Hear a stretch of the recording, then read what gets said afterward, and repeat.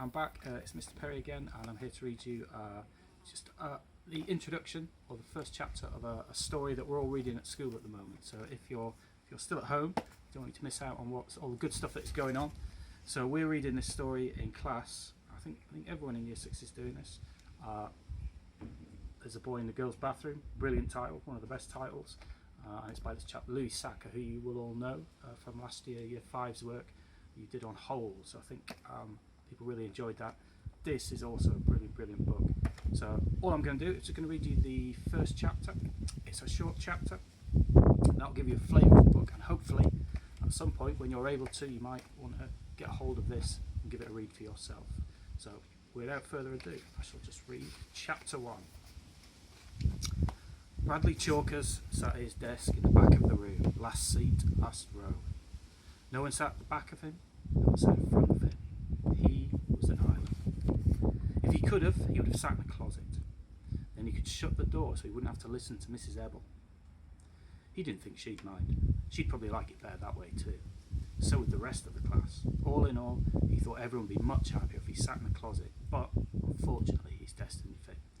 Class, said Mrs. Ebble, I would like you all to meet Jeff Fishkin. Jeff has just moved here from Washington, D.C., which, as you know, is our nation's capital. Bradley looked up at the new kid who was standing at the front of the room next to Mrs. Ebble. Why don't you tell the class a little about yourself, Jeff?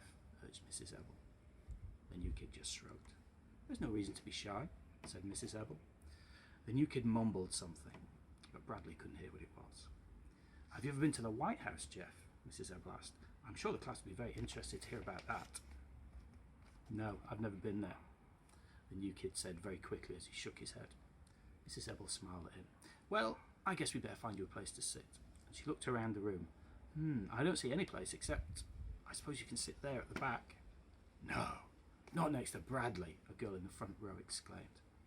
At least that's better than in front of Bradley, said the boy next to her.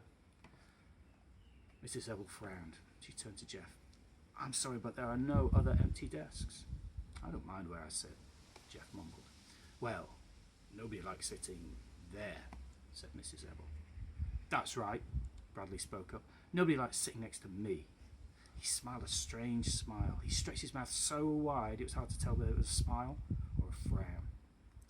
He stared at Jeff with big, bulging eyes as Jeff awkwardly sat down next to him. Jeff smiled back at him, so Bradley looked away. As Mrs. Ebble began the lesson, Bradley took out a pencil and a piece of paper and scribbled. He scribbled most of the morning, sometimes on the paper, sometimes on his desk. Sometimes he scribbled so hard his pencil point broke, and every time that happened, he laughed.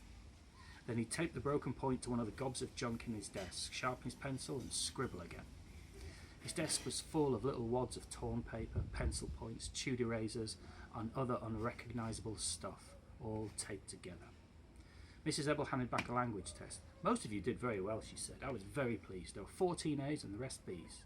Of course, there was one F, but she shrugged her shoulders. Bradley held up his test for everyone to see, and he smiled that same distorted smile. As Mrs. Ebble went over the correct answers with the class, Bradley took out a pair of scissors and very carefully cut his test paper into tiny, tiny squares. When the bell rang for recess, he put on his red jacket and walked outside, alone. Hey, Bradley, wait up, someone called after him. Startled, he turned around. Jeff, the new kid, hurried along beside him. Hi, said Jeff.